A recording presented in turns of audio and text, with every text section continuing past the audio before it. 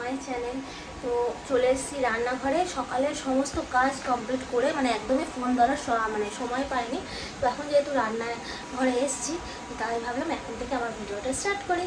তো চলো দেখতে থাকো। পনিরটা নিয়ে এসেছি, পনির চলে এসেছে মিষ্টির দোকান থেকে। পনির আনা হয়েছে,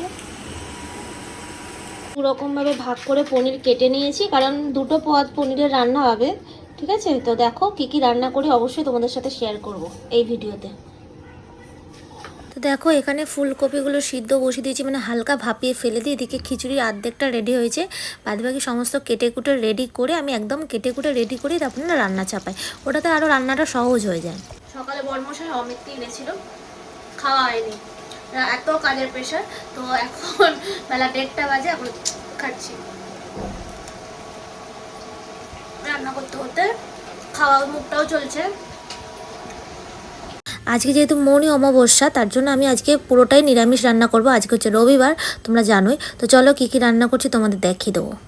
এই যে দেখো এখানে ব্যাটারটা রেডি করেছি। এখানে কিন্তু বেসনের সঙ্গে সঙ্গে আমি কিন্তু একটু চালের গুঁড়িও মিশিয়েছি, যেহেতু আরও মজমজ হয় চালের গুঁড়িটা। তো তার জন্য আমি আজকে বেগুনি করব, তার জন্য দেখো রেডি করে নিচ্ছি সবটাই। আর এখানে দেখো এখানে পনিরের তরকারি হচ্ছে। এই পুরো রান্নাটা কমপ্লিট করে তোমাদের দেখি কী কী রান্না করলাম ঝটপট করে। এই যে এখানে বেগুনি, ফুলকপির বড়া বললাম না, দুটো পনিরের আলাদা আলাদা রেসিপি করবো। এই যে পনির দিয়ে খিচুড়ি করা হয়েছে, এর আগে আমি শর্টসে দিয়েছি এই রেসিপিটা। আর এটা হচ্ছে পনির আলু মটরশুঁটি দিয়ে তরকারি, এটা রাতের জন্য করে রাখলাম। আর একটা জিনিস দেখো, দেখো দুজন মিলে কি করছে, টেন্ট বানিয়েছে। তারাও লাইটটা আমি অন করি, বুঝতে পারো। এই টেন্ট বানিয়েছে, দেখি তো টেন্টের ভেতরে কে আছে। এই দেখো, দেখো কি করছো ভুতু, কি করছো? এটা কি, এটা কি দিদিভাই কি করেছে? হ্যাঁ কি করেছে দিদিভাই?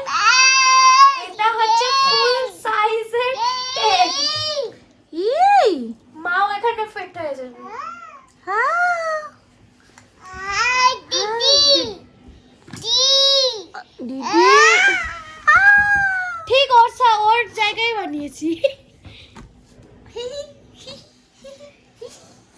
এখানে মা আমাদের টেন্টকে উদ্বোধন করে দিয়েছে।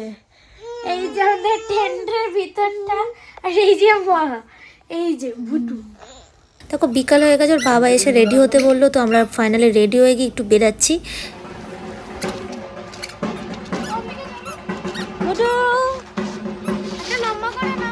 সামনে যেহেতু সরস্বতী পুজো, আমাদের তিনজনেরই হয়ে গেছে, কিন্তু ওর বাবার না কিছু কেনা হয় না। আর ওর বাবা না অনলাইনে খুব একটা কম পছন্দ করে, তাই ভেবেছি আমরা একটু দোকানে গিয়ে আমি আর রিকি জোর জবরদস্তি করে ওর বাবার জন্য কিছু কিনবো, ওর জন্য রাজি করেছি ওর বাবাকে। তো তার জন্যই বেরিয়েছি। তো দেখো মেট্রোতে প্রথম মেহু উঠছে, মানে ওর ফার্স্ট মেট্রো যাত্রা বলতে পারো। আর রিকি তো খুবই এক্সাইটেড মেট্রোতে উঠে, মানে কি বলবো, মানে পাগল পাগল। মেট্রো বলো, বাস বলো বা ট্রেন বলো, এতে না রিকি না খুব এক্সাইটেড। সারাক্ষণ গাড়ি নয় বাইক এই নিয়ে না ওর না জাস্ট ভালো লাগে না, তার জন্য দেখো বাইরের দিকে ক্রমাগত দেখে যাচ্ছে। আর যাই হোক, আজকে আমরা যাচ্ছি বেলেঘাটা। তো এটা সল্টলেক করুণাময়ী থেকে আমরা উঠেছি মেট্রোতে, তো ফুলবাগানে নামবো। তো বেলেঘাটায় যাচ্ছি।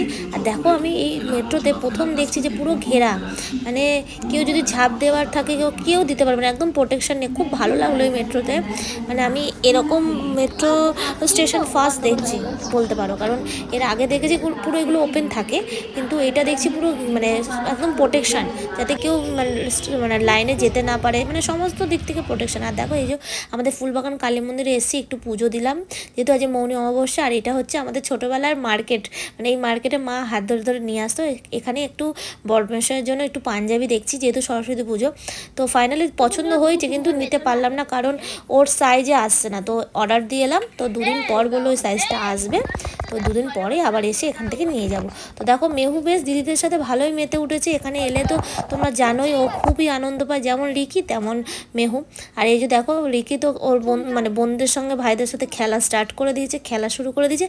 আর এখানে সবথেকে বড় ব্যাপার, আমরা না সমস্ত কিন্তু এতটাই একত্রিত, সবাই কিন্তু একসাথে খাবার দাবার সমস্ত খেতে খুব ভালোবাসি। তাই যাওয়ার আগে দেখো রিকি ওর দাদাভাই আর ভাইয়ের সাথে একটু খেলে নিচ্ছে, মজা করে নিচ্ছে। তারপরে আমরা এখন বাড়ি যাব, কারণ অনেকটাই সন্ধ্যে রাত্রির হয়ে গেছে। তো একদম বেরিয়ে পড়েছি, দেখো আবার সেই মেট্রো।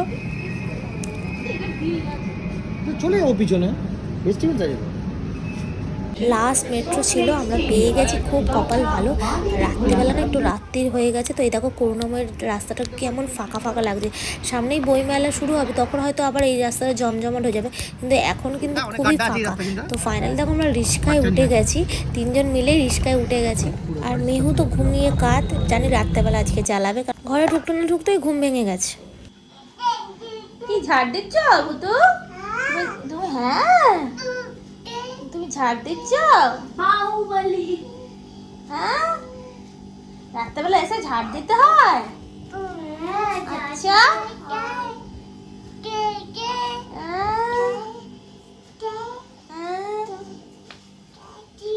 দাও ঝাড় দাও। এই বাড়িতে ফিরলাম, এখন বাজে 10:30।